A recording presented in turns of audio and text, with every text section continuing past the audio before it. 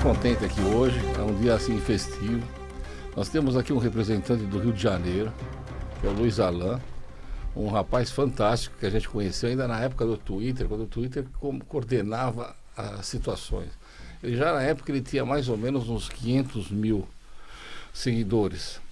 Estamos com o Dr. Jorge aqui, que é uma capacidade, uma sumidade aqui também, em nível internacional, porque ele trabalhou em muitas empresas internacionais, como trabalha até hoje. E esse rapaz aqui, que é de Londres, e ele está muito triste, gente. Sabe por quê? Porque o pai dele morreu, mas morreu sem um atendimento adequado. Morreu sim da coronavírus. Mas ele chegou de Londres, tentou ver o pai. Cada dia que ele conversava lá, vocês não vão acreditar, eles davam um diagnóstico para o pai dele. Um dia lá o problema era o vírus, no outro dia era outra situação, no outro dia ninguém sabia de verdade o que estava ocorrendo com o pai dele. E ele conseguiu, não sei como, de ver o pai, coisa que a gente não consegue. Eles internam a pessoa e fica lá, né? Vocês não vão acreditar. O pai estava num lugar, sem aparelhagem nenhuma, com a língua de fora, morrendo. E a gente está preocupado não só com a situação dele, da tristeza dele, da perda do pai dele, mas de todos os brasileiros e estrangeiros que estão aqui, um tratamento médico que se desconhece, que se desqualifica. Vamos imaginar, gente, está aqui o Dr. Jorge. O Dr. Jorge passa mal lá, internam ele, fala que é o coronavírus. Impede que a família tenha acesso ao hospital. Liga um dia lá, olha, hoje ele está melhor, no outro dia diz que o médico fala, ele melhorou. Depois de 4 dias, olha, traz a roupa dele aqui que ele morreu. Na verdade, a gente não sabe se ele foi tratado, se tinha material adequado, se tinha lá aquele respirador que todo mundo fala que o governo federal deu dinheiro para isso e ninguém fez nada, ou ninguém comprou nada, ou desviaram essa situação. A gente não sabe nem de verdade se colocaram o sujeito lá num canto esperando ele morrer. E é isso que a gente não quer que aconteça. Então, cada um primeiro vai falar as suas considerações e depois nós vamos entrar nesse assunto que é muito sério. Jorge, primeiro, fale alguma coisa. Olá, doutor. Boa tarde para os seus ouvintes, nossos convidados. Bom, hoje nós temos convidados aqui no programa e vamos dar preferência. Se der uma chance, nós vamos falar um pouquinho de economia. Interessante que nós, no programa passado, a gente falou sobre esses casos de problemas de atendimento e tal. E hoje nós temos um caso para ser tratado ao vivo aqui, né? Exatamente. É um prazer em estar mais uma vez com o seu programa. E Luiz Alan, ele vai ser o último. Fala lá, Luiz. Boa tarde a todos. A gente está aqui mesmo pela negligência, né? Médica que ocorreu com o pai do Rodrigo. Queríamos estar aqui em outra ocasião, mas vamos abordar esse assunto mesmo da negligência médica que está ocorrendo muito no Rio de Janeiro. Luiz Alan, ele mora no Rio de Janeiro, é uma pessoa muito conhecida lá e sociável. Todo mundo que conhece o Rio conhece o Luiz Alan. Agora, Rodrigo. Olá todo mundo, boa noite, boa tarde. Ainda. Boa tarde, queria agradecer pela participação aqui, o Dr. Ângelo, muito obrigado por estar nos recebendo. E como o Luiz falou, né, a gente queria estar abordando esse caso, né, que foi o caso que aconteceu com meu pai. E por um acaso, eu acredito que é uma coisa que está acontecendo com muitas outras pessoas, mas assim, nem todo mundo está tendo a oportunidade que eu estou tendo de estar vindo aqui expor o meu problema. O meu pai, ele se encontrava numa situação um pouquinho debilitada, foi no dia 9 de julho, quando ele foi na UPA de Marechal Hermes, que fica localizada no Rio de Janeiro. Ele foi lá para poder fazer uma consulta médica, informou que não estava se sentindo muito bem, e a pessoa que atendeu ele já de imediato falou que ele estava com coronavírus. No momento que ela falou que ele estava com coronavírus, você imagina, né? Deve ter passado uma série de coisas na cabeça dele, com tudo isso que vem passando ultimamente. Ou seja, estou com coronavírus, provavelmente infectei toda a minha família, vamos todo mundo morrer. E a partir daquele momento ele começou a ter um surto. Ele voltou para casa e ele já não estava bem. Quando foi no dia seguinte, ele foi no Hospital Albert Schweitzer, que fica localizado em Realengo, também no Rio de Janeiro, um hospital referência. Quando chegou no hospital, decidiram internar ele. E, basicamente, a partir do momento que ele foi internado, devido à pandemia, a gente não podia estar visualizando, não podia estar visitando. A única coisa que a gente ficou é recebendo boletim todos os dias, ficamos basicamente à mercê do boletim, né? E cada dia chegava um tipo de boletim. Chegava um boletim dizendo que a saúde dele estava boa, a pressão arterial dele estava ok, e daí por diante. Um dia estava bom, um dia estava ruim. Foi se passando os dias. Por um acaso, ele começou a ter um problema respiratório e eles tiveram que entubar o meu pai. Quando eles foram entubar meu pai, eles parece que colocaram um tubo de número 8, que era um tubo maior do que o devido, e aquilo, de certo ponto, danificou ele um pouco por dentro e gerou um pneumotórax. Entrou ar nos pulmões dele. Conclusão, eles precisaram fazer o dreno dos pulmões dele, a coisa já foi se complicando, já foi se transformando num outro quadro. Eles fizeram um pneumotórax, conseguiram drenar o pulmão dele, ele foi apresentando uma determinada melhora e, assim, começaram a liberar uma visita, mas sendo que a visita tinha que ser... Não era uma visita que você podia ir e sair do hospital. Você teria que ir e passar a noite com ele. Então, assim, uma das minhas irmãs, ela teve a oportunidade de passar uma noite com meu pai e um outro irmão meu teve a oportunidade de passar uma outra noite. Foi o máximo que aconteceu. Sim. Logo depois disso, pararam-se as visitas, não podia mais ver. O tempo foi passando e eu estava recebendo as notícias, eu estava na Inglaterra, comecei a ficar um pouco preocupado com tudo isso e eu estava vendo o sofrimento da minha família de longe. Eu falei, bom, eu acho que eu vou ao Brasil. E eu já não vinha ao Brasil já fazia 10 anos. Estava decidido a não voltar aqui tão cedo, mas pela saúde da minha família eu falei, quer saber, eu vou ao Brasil para poder ver o que pode ser feito, né? Até mesmo para poder dar um apoio moral para minha família. Claro. Peguei um voo, foi difícil, foi complicado, foi caro para poder chegar aqui, porque nem todas as companhias aéreas agora, por causa da pandemia, não estão funcionando. Levei 21 horas para poder chegar no Rio de Janeiro, cheguei. Quando eu cheguei no Rio de Janeiro, ainda assim eu não pude visitar meu pai. Levaram-se dias. Quando foi no dia 29 de julho, com muito sacrifício, eu consegui uma autorização, porque eu expliquei para eles, olha, eu vim de Londres, eu não moro aqui, eu já não vejo minha família há 10 anos e meu pai está muito doente e eu queria muito poder ver ele, nem que fosse por 5 minutos, sabe? Me dá essa oportunidade. E eles deixaram eu entrar para poder ver o meu pai. Eu entrei na UTI, não pode ter nada conosco, sabe? Bolsa, telefone. Não. Eu ainda até perguntei se podia tirar uma fotografia. Mas você conseguiu um celular, conseguiu gravar, eu vi uma gravação aqui. Sim, fantástico. Eu consegui por causa que um dos rapazes, entendeu, me permitiu que eu fizesse uma gravaçãozinha. E aí, tipo, meio que escondido, mas deixou, né? Beleza, eu peguei, fui lá, vi ele um pouquinho e ele estava bem debilitado. Ele tinha tirado o tubo e eles tinham feito uma traqueostomia, que parece que é um furinho e coloca lá para ele poder continuar respirando. E assim, ao meu ver, que não entendo, sou uma pessoa leiga, ele estava respirando bonitinho, estava bem. Parecia que a coisa estava melhorando. Eu saí do hospital naquele dia, tipo assim, ciente que meu pai voltaria para casa. Eu estava confiante que ele ia voltar para casa. Teve um momento que a gente estava conversando, eu fiz uma oração e eu fui lá e coloquei a mão no peito do meu pai. Eu falei assim, pai, a gente está todo mundo te esperando, tem muitas pessoas orando pelo Senhor. O Luiz Alan fez uma live ao vivo que tinha aproximadamente não sei quantas mil pessoas assistindo. E ele pedia pela saúde do meu pai, ele pedia que as pessoas orassem e colocassem as mãozinhas para poder estar simbolizando, sabe, o pedido, né? E eu peguei e falei com meu pai, pai, tem muita gente orando pelo Senhor, o Senhor não está sozinho, entendeu? O Senhor vai voltar para casa e a sua festa vai acontecer. Meu pai fez aniversário no dia 9 de julho, que foi por um acaso o dia que ele foi internado. E a gente tinha comprado uma série de coisas que era para poder estar celebrando o aniversário dele, guardamos tudo naquela esperança, não, ele vai voltar para casa, a gente vai celebrar e eu tô aqui no Brasil também, a família, os irmãos, todo mundo.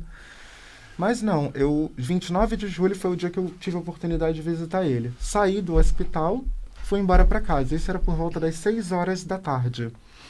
Quando foi às 2 horas da madrugada, o telefone da minha madrasta tocou, mas ela estava dormindo, era um sono muito pesado, ela já não dormia fazia dias, eu decidi não acordar ela.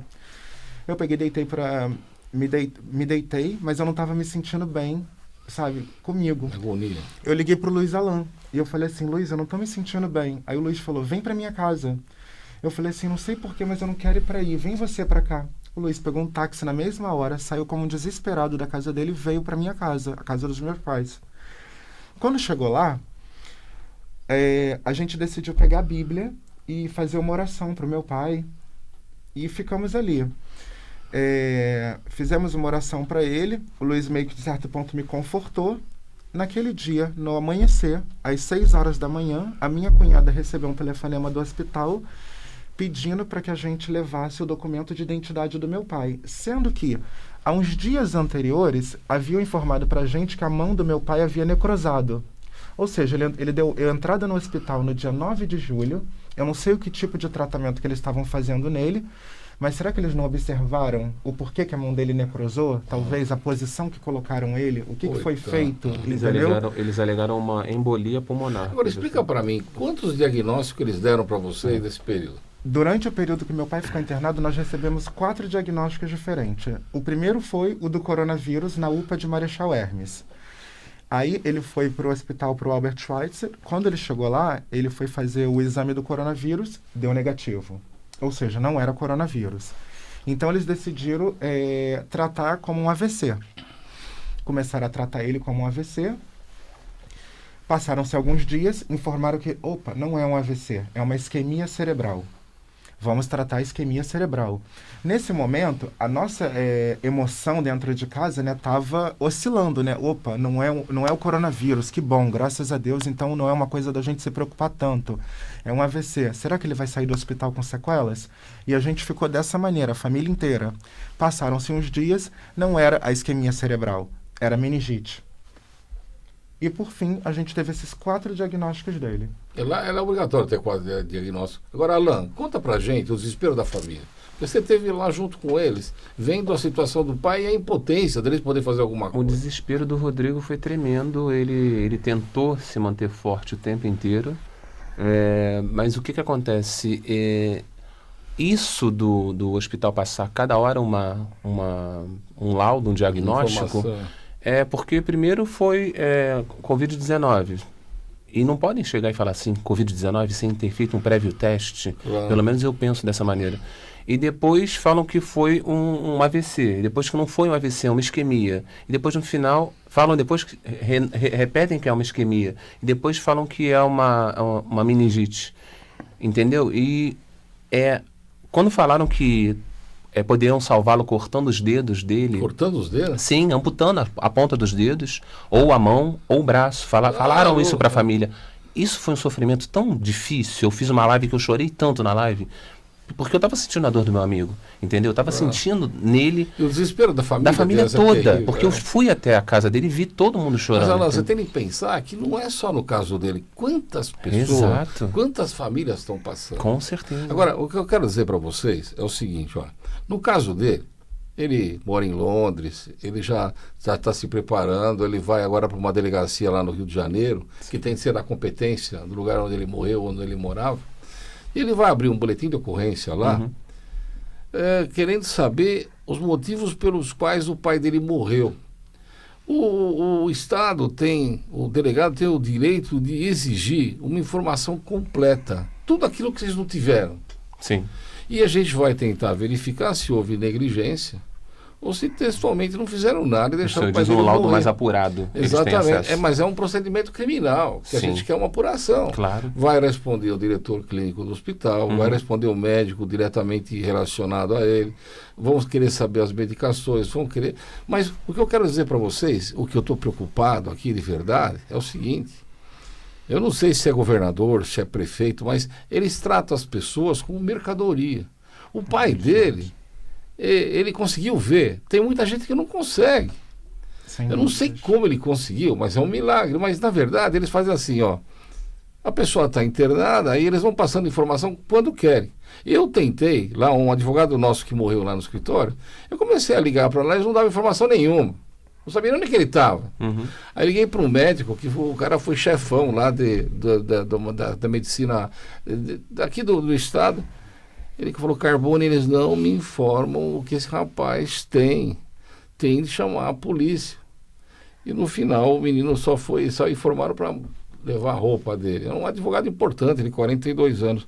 Então eu acho que você tem de fazer na delegacia, você faz o boletim de ocorrência, você vai mandar para mim junto com o atestado de óbito dele, e eu já vou abrir o pedido de abertura de inquérito. Ele vai falar em negligência, em perícia, em erro médico, homicídio, quem sabe, na forma, sem intenção de matar, mas na verdade a negligência trouxe uma situação como essa. Sim. Outra coisa que eu queria dizer para vocês é o seguinte, tá bom, não pode ver, mas agora será que era caro ter lá um monitor e cada 2 horas, ou a cada 2 horas por dia, a família poder assistir? Boa pergunta. Ou será que o governador e o prefeito do Rio de Janeiro, que a gente escuta falar tão bem deles, por sinal alguns deles estão presos, não sei se o Supremo já soltou, e aqui no São Paulo também é a mesma coisa, será que eles não querem que a gente veja como é que é o tratamento deles? Porque eu queria que ele mostrasse a fotografia do pai dele aqui, se ele puder. O pai dele está com a língua de fora, morrendo. Sem aparelho nenhum. Eu queria perguntar para vocês o seguinte, será que eles fazem com a gente o que a gente quer? Então aqui no Brasil é assim, ó, ou você tem seguro-saúde e fica na mão da Qualicorp, que é uma concessionária que arregimenta as pessoas e cobra uma fortuna, que por trás está o Lula, e que por sinal agora o presidente está preso da Qualicorp, né, por um monte de safadeza, ou a gente pega e depende do SUS, do INSS, como é o pai dele, e o sujeito morre lá sem ter condição de sobrevivência. E a família fica no desespero, e ele só tinha 60 anos. Então eu me pergunto, como é que fica tudo isso? Será que estão tratando de verdade? Será que não dava para ter um monitor lá cada 2... Olha, por dia vocês têm 2 horas para ver a família, tudo bonitinho lá, arrumadinho? Ou será que tem de esconder a pessoa? Ou será que tem de pôr num canto, porque lá não tem tratamento, não tem respirador? Sim. Hoje nós conversamos sobre isso. Ele falou que na Inglaterra, no final do ano, né, eles têm um laudo, assim, tipo de tudo que é gasto em impostos é informado, tipo assim, declarado ali bonitinho para que eles possam ter certeza. Dinheiro. Mas aqui é diferente. Aqui o governo federal manda dinheiro para o governador e para o prefeito, e a gente fica sabendo depois que tem muito governador e muito prefeito que não comprou a aparelhagem. Montou lá um circo, na verdade, que é um hospital que eles falam que é de campanha, mas não tem nada funcionando. Então, gastaram 250 milhões no Rio de Janeiro. Eu fico imaginando como é que fica a situação de todo mundo. Agora, o meu irmão Jorge, na parte tributária, a gente não paga imposto de tudo? Fala alguma coisa. Será que a gente não tem direito, pelo menos, a uma saúde digna? Explica pra gente. Deveria, como é que, me fala sobre as taxas da gasolina, quanto era imposto, remédio, quanto é por aí. Dá uma ideia pra gente, quanto a gente paga indiretamente, não pagar imposto de renda. Ele está aqui, veio de Londres, está bebendo água, ele está pagando 40% de imposto na água aqui dele. O celular dele está pagando imposto, pagando tudo. Como é que fica? Fala alguma coisa pra nós. Esse número aí, de 40%, é o que se fala que atinge a nossa carga tributária. O que significa isso para o teu ouvinte entender? Tudo aquilo que a gente consome tem lá o imposto embutido sobre consumo, sobre a mercadoria, sobre os serviços, e a soma disso tudo dá uma faixa de quase 40%. Então, agora, só que a diferença do comentário que foi feito, por exemplo, no caso do Reino Unido, é que na maioria dos países, os impostos que são pagos, que com certeza é menos do que aqui no Brasil, 20% eles têm... No Reino Unido a gente paga 20% então, e um imposto. Exato. Mas, Jorge, lá eles mandam um relatório do que eles fizeram com o dinheiro. Exatamente. Aqui a gente não sabe, tem que mandar prender a pessoa para saber. E o brasileiro imita tudo de fora. Por que não imita isso? Exatamente. Mas não é o brasileiro, é a administração que toca. Porque você não sabe. O Luiz Alain é vermelho. É sério, eu tô de vermelho aqui, ele que é vermelho. E a gente briga lá, porque eu sou Bolsonaro, ele é Lula. Mas eu quero saber o seguinte, onde que está o dinheiro que mandaram do governo federal para os petistas todos lá e para aquela turma de deputado prefeito e governador. O nosso negócio aqui não é o ideal. O nosso negócio é realidade. Sim. O pai dele, eu tenho certeza que se ele tivesse colocado ele num Prevent Senior da vida, Ele estava vivo hoje. Sem dúvida. E ele vai se penitenciar a vida inteira porque é muito barato. E quanto que está o teu dinheiro lá? A Libra É hoje pounds? está valendo aproximadamente R$7 aqui. R$7. Então, lá o custo é R$700 por mês, seria 100 pounds. Libras. 100 Sim. libras, né? Então, agora vem cá, por causa de 100 libras ele morreu aqui porque ele não teve atendimento. Por quê? Ele foi numa UPA. O pai dele ficou com vergonha de pedir pro filho lá porque não tinha para pagar. Tô falando sério. E morreu por causa disso. Por quê? Porque aqui não tem tratamento. A gente não sabe o que os caras estão fazendo. Verdade. Olha, eu vou contar um particular para você que eu fiquei sabendo hoje. Mas eu se é verdade, eu vou abrir um processo crime e vou instaurar que nem o dele aqui. Uma senhora contou que o rapaz, a mãe dele ficou mal daquele jeito, e ele não conseguia ver a mãe. Igualzinho a ele. Só que por rabo, falaram que ele tinha morrido, já tinha morrido, ela correu lá, abriu e começou a abrir o. Não é caixão, lá os negócios, eles põem uma pessoa dentro de um saco. Conseguiu abrir, a mãe estava viva, ainda respirando. Meu Deus. Olha, sim, ele- essa história foi verdade. Você escutou? Eu ouvi falar dessa Nossa, eu fiquei história. impressionado. Ele abriu, ela estava viva. Não, mas levou para um hospital e sarou. Será Sim. que os caras já colocam logo, o cara tá mal, já vamos deixar ele ali?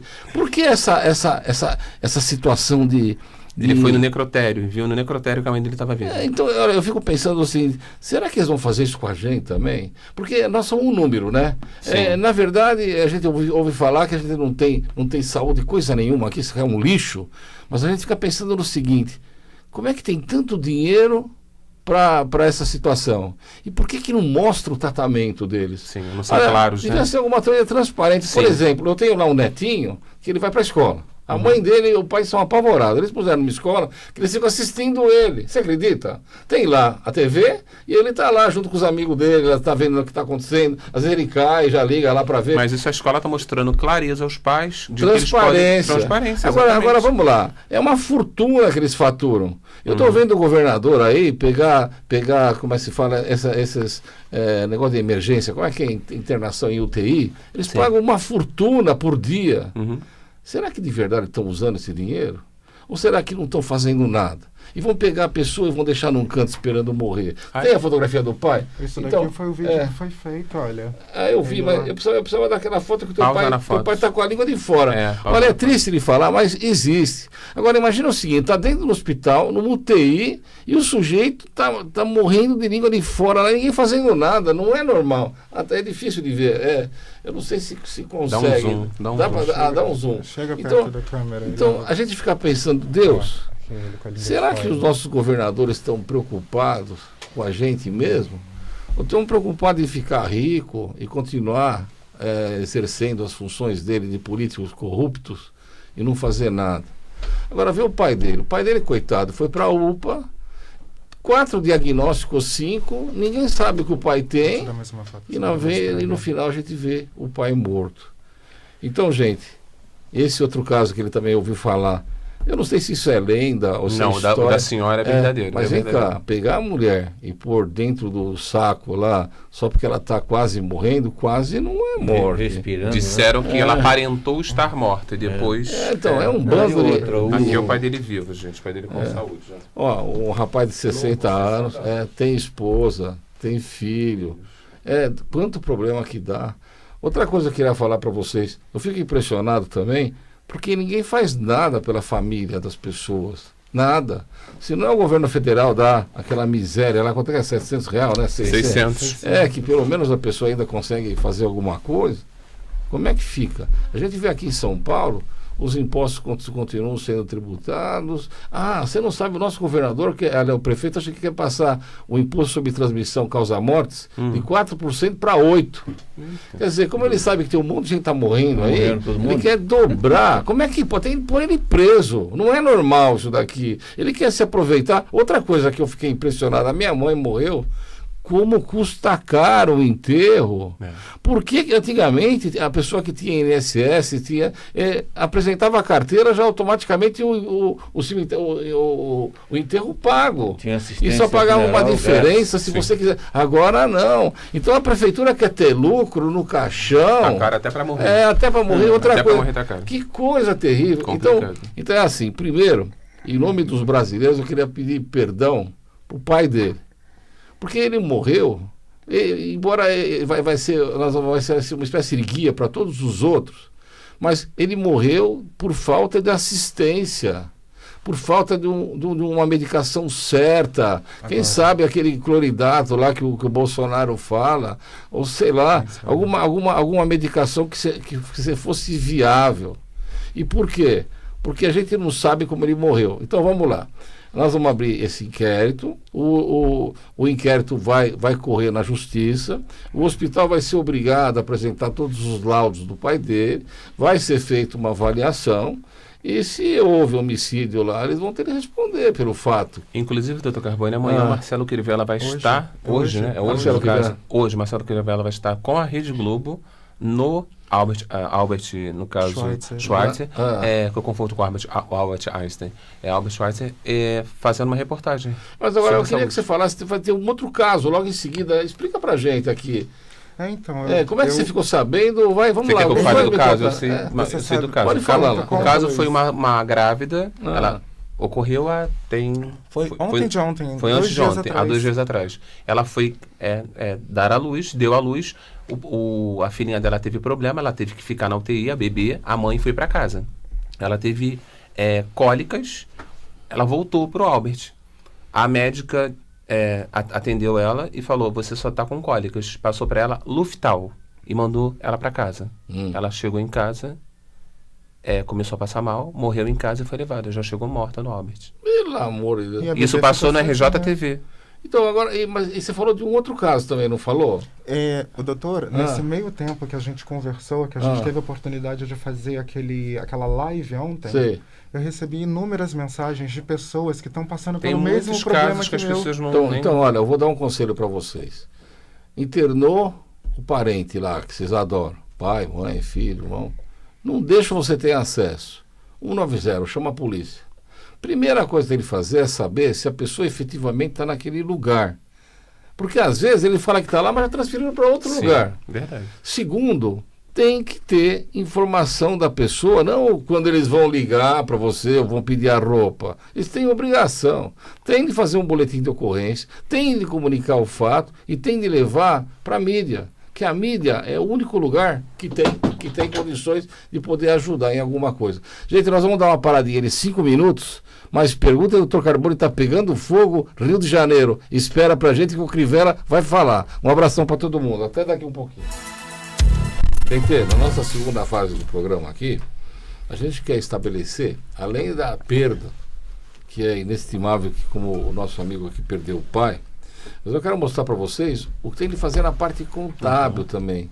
Vamos imaginar que morreu um falecido. Você sabe que se ele tiver aposentadoria ou tiver uma pensão, e se eu não for comunicar que ele morreu, vão continuar depositando na conta dele e a pessoa que sacar vai responder às vezes até criminalmente, ou às vezes ele não vai nem ter para pagar, e vai responder um processo crime e ainda vai ter que devolver o dinheiro na marra. Aí está o doutor Jorge aqui para contar para vocês o que vocês têm de fazer. Outra coisa, não declarou imposto de renda, vai ter de declarar como espólio, sim, informar que ele faleceu e colocar as coisas dele lá, porque senão vai dar problema também. E mais ainda, toda vez que a gente gasta um dinheiro lá com enterro, aquelas coisas todas, o INSS restitui o valor para a gente, ou mesmo aquele que está empregado. Então tem de buscar esses direitos. Mas então nós vamos começar aqui para dar um primeiro... O doutor Jorge vai falar para vocês o que acontece a partir da hora, como ele contou, que mandaram ele buscar a roupa do pai dele para enterrar. Doutor Jorge, tem a palavra. Muito bem. Então é assim, doutor. É claro que a gente está falando de um momento muito difícil. Chato, terrível. Além da questão emocional, a gente tem que pensar na questão financeira. Tá? Nós sabemos que, infelizmente, é muito caro esse processo todo de sepultamento e tal. E agora, existem algumas obrigações que precisam ser pensadas, porque é muito sério. Uma delas, como você falou, a questão da aposentadoria. Se o falecido era uma pessoa aposentada, existem regras de continuidade disso. Na maioria das vezes, essa aposentadoria passa para a família, no caso, para a esposa, né? E aí o INSS exige providências com relação a isso, tá certo? Então a família tem que saber procurar essas entidades, principalmente o INSS, fazer o comunicado do falecimento, porque na maioria das vezes a pensão passa para a esposa, no caso, tá certo? Outra questão importante é a do imposto de renda. Às vezes essa pessoa tem bens, né? E há providências a ser feitas com relação aos bens. Não só na questão do imposto de renda, mas tem 30 dias para entrar com o inventário, tá certo? Claro. E fazer o encerramento do imposto de renda, principalmente quando envolve bens, né? Para poder justificar e comunicar à Receita Federal que essa pessoa faleceu, que os bens dela já estão em inventário, tá certo? Então, esta declaração do ano do falecimento passa a ser chamada de declaração do espólio, porque o espólio é justamente os bens, né? É o nome técnico que é dado à apuração dos bens daquele falecido. Enquanto existir o inventário, enquanto não houver uma definição do inventário, uma definição legal, uma decisão do juiz, o imposto de renda é feito como espólio. No final do inventário, aí faz a declaração definitiva, né, para poder então zerar tudo. Essa questão do espólio é importante, por quê? Porque no momento que dá entrada no inventário, vai ser nomeado um inventariante que vai ser a pessoa responsável por fazer essas declarações, essas informações à Receita Federal através da declaração do imposto de renda. E aí, doutor, um complemento. Se, no caso, esses bens forem geradores de receita, por exemplo, no caso de aluguel, alguma coisa assim, tudo isso tem que ser controlado, prestado contas do espólio. Por quê? Porque tem herdeiros, então tem uma série de interesses envolvidos num caso desse que precisa ser pensado pela família. O que o doutor está falando aqui também, e que eu vi pessoalmente, quando na hora que você pega e leva a informação lá no INSS que a pessoa faleceu, você leva lá o atestado de óbito, tem de ser original, não adianta, tem de esperar sair o atestado, uma declaração lá da pessoa que fez, e eles vão fazer uma espécie de cálculo de percentual de 13º, sabe? De todas as coisas que a pessoa recebia. E esse dinheiro eles vão mandar emitir para você, vão entregar na mão da pessoa responsável, para poder enfiar no inventário e pedir a liberação. Exato. Esse dinheiro está lá. Outra coisa, eles vão bloquear a conta salário do finado. Então quem vai poder administrar essa conta só vai ser o inventariante, que ele vai ter que pegar uma documentação no processo de inventário, ou no processo de inventário de escritura, como ele quiser, mas tem de ser feito. Enquanto perdurar essa situação do inventário, porque às vezes demora um pouco, a justiça exige uma prestação de conta de todos esses gastos e rendas que estão envolvidas na questão do espólio, que é o inventário. Então, aí tem duas prestações de contas distintas, hein? Se o idoso lá, ou a pessoa é interditada, você tem de prestar ao curador, que seja aquele que toma conta do idoso, tem de prestar conta para o juiz e para o promotor. Depois do falecimento, ele tem a obrigação de prestar conta para os herdeiros. Então, vamos imaginar que o idoso tem 2 casas e dessas casas recebe um aluguel. Então, enquanto o idoso estiver interditado e ele for o curador, ele vai ter de prestar conta, olha, eu recebi lá 3.000 de aluguel e gastei 3.000 de remédio, medicação, casa de repouso, aquelas coisas todas, e se compensa, e eles vão analisar e vão aprovar. Depois da morte, ele vai abrir, ele vai ser o inventariante, ele tem de prestar conta para os herdeiros. Se tiver aluguel, vai depositar na conta do juiz, tá certo? E as despesas que tiver, vai ser uma espécie de balanço e vai encerrar. Nós temos as custas do processo, que normalmente é 1% que é pago ao Estado, que é o valor real de todos os bens que o idoso tem. Aliás, o falecido. Então, vamos imaginar que ele tem 2 casas, cada casa vale 100 mil. As 2 casas são 200 mil. Aí ele tem lá um dinheiro no banco, tem uma não sei o quê, dá um total de 300 mil reais. O valor das custas do processo de inventário seria 1% sobre os 300 mil. Vai depositar 3 mil lá, e depois vai ter que pagar um imposto sobre transmissão, que é 4%, e o nosso prefeito quer passar para 8%, porque ele deve estar interessado no bolso dos defuntos, é muito ruim. Então essa é a parte técnica. Precisa de advogado para fazer isso? Precisa, mas você pode fazer um inventário normalmente, que se chama arrolamento, quando são todos maiores e capazes, no próprio cartório. Vai lá, faz uma escritura, termina o inventário na mesma hora.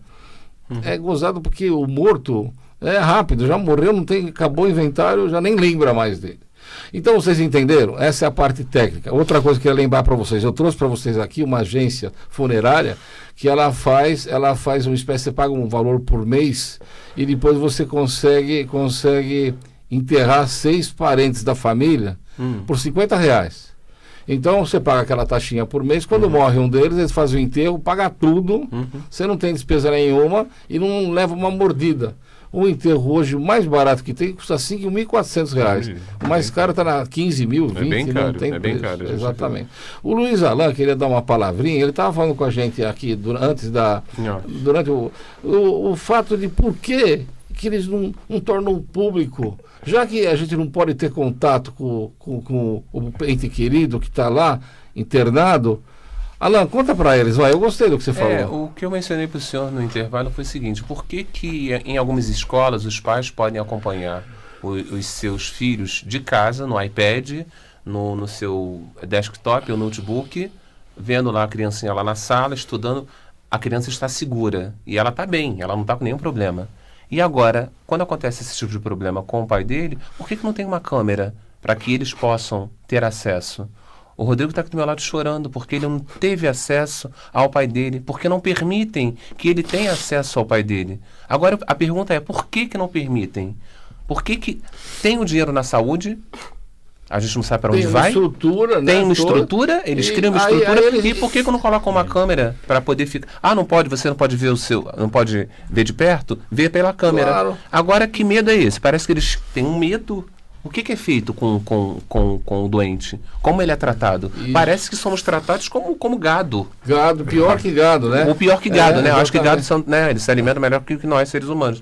Então, tipo assim, o Rodrigo, o que me deixou muito triste e até emocionado, eu não quero me emocionar aqui, porque ele já está muito emocionado, é a forma com a qual eles tratam o ser humano. Porque o pai do Rodrigo chegou lá bem, com dores somente de cabeça, nas costas, e saiu morto. Isso é muito Sem triste. explicação. E sem uma explicação. A família fica angustiada. Eu, como amigo dele, o meu amigo vem da Inglaterra para ver o pai dele e ele vai voltar com o pai dele morto. Isso é muito triste. Eu tenho minha mãe idosa, meu pai idoso, eu me coloco no lugar dele e, cara, isso seria o fim para mim, entendeu? E ele está tendo forças para isso. E a pergunta é, por que não colocam uma câmera no hospital? Por que não permitem ou criam uma lei que permita com que o ente, o parente, tenha acesso a informações, a informações plausíveis, ou informação, pelo menos para você ver a cara do doente, se ele está bem, se ele está ok. Não, ele está lá, ele está entubado, ok, mas eu quero ver. A pessoa tem a ânsia de ver o ente, entendeu? E eles não permitem nem que a pessoa veja. Eu falei, teve uma vez que ligaram para mim, a tua mãe está bem melhor, deixa eu ver, não. Né? Mas seja normal isso daí. É o fim do mundo. Não tem cabimento. É o fim do mundo, exatamente. Agora, eu não sei se você tem condição de falar. Explica pra gente a perda. Conta pra nós, vai. Porque todo mundo tem de sentir também o que se passa na família.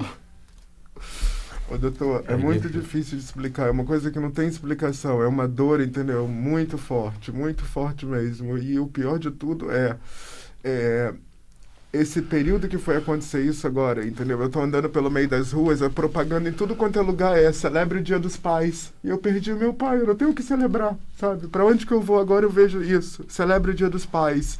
Eu vim aqui, era a época do aniversário do meu pai, agora vai ser Dia dos Pais. E eu não tenho mais o meu pai, ele entrou bem dentro do... Agora, me fala uma coisa, a tua mãe é nova. Ele não era um arrimo de família? Como é que ela vai ficar? Como é que ficam os seus irmãos? Explica pra nós a perda dele. Porque é sair de casa e não voltar mais numa semana. Foi um furacão que passou na família dele. Foi um furacão. Gente, isso daí não é só na família dele. É a família de todo mundo.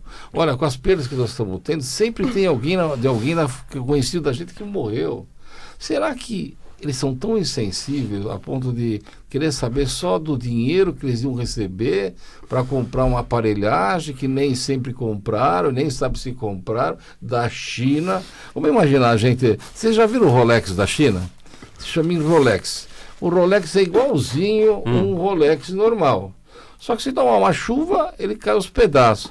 Será que essas aparelhagens que eles pagaram uma fortuna, às vezes 3, 4, 5, 10 vezes mais caro do preço de mercado, será que isso funciona? Será que o pai do Rodrigo foi tratado? Eu vi lá a fotografia, eu não vi nem aparelhagem nenhuma. Ele estava de língua de fora lá, sem respirar direito lá, estava morrendo. Será que eles fazem para todo mundo? Vamos imaginar o seguinte, tem 3 aparelhos lá, né? E tem 10 pessoas. Eles vão escolher quem? O parente do vereador, o irmão do prefeito, o colega do senador, ou qualquer um nosso do povo? Fala para mim. E só falta uma lei já dizendo o seguinte, olha, quem não colocou o pai e a mãe no seguro-saúde tem de ser preso. Porque a impressão que dá é que eles querem forçar a pessoa a não procurar o INSS. Eles não querem prestar serviço para você. Eles querem, na verdade, eles querem que você pague uma fortuna e depois acontece como o dono da Qualicorp lá que foi preso por mandar dinheiro, por verbas para políticos corruptos. É sério o negócio, não é brincadeira. Agora, me explica uma coisa, Jorge. Como é que é essa atualização que eles fazem dos planos de saúde pela Qualicorp? 20% de aumento, mais 20% pela dobra, aquele tempo que você passa por 57 anos. Explica para mim, que tipo de negócio é esse? Olha, existe uma grande discussão nessa questão do faixa etária. Quando chega em um determinado momento da vida, acho que a partir dos 60 anos, tudo aumenta, tudo fica difícil, eles têm reajustes assim absurdos. Outra questão também que infelizmente ainda não se esclareceu é o plano, quando ele é um plano individual e quando ele é um plano coletivo empresarial, né? O que acontece? As famílias que até então tinham os planos individuais, que cobriam a família, que estava fora das empresas, por exemplo, começou a aumentar de tal forma que a família não aguenta isso. Não tem para pagar. Não consegue pagar. Então, muita gente saiu, tinha um plano, às vezes até mais top, e não conseguiu pagar, saiu. Algumas famílias foram para um plano mais barato, mas que também tem atendimento regular. Atendimento precário, e outros não conseguiram aguentar e simplesmente tiveram esses outros é o pai do Rodrigo, então, que foi para um hospital desse da UPA e não voltou. Esse que é o problema. Essa é a questão. E voltando nesse assunto aí que estavam falando do monitoramento dos internados. Nós temos diversos relatos, mas são muitos relatos aqui em São Paulo, de que com o argumento de que não pode acompanhar, estou falando principalmente das internações com o vírus, né? Coronavírus. Como a família não pode acompanhar, não tem notícia, não tem como. E aí as pessoas aqui vivem no hospital de campanha tal, no outro hospital tal, desespero, atrás de informação do seu familiar e não consegue. Então, você tem razão. Tecnologicamente é muito tranquilo fazer um monitoramento desse. Sim. Né? Porque a gente sabe que uma câmera consegue o acesso, é muito fácil para as famílias, para quem quer que seja.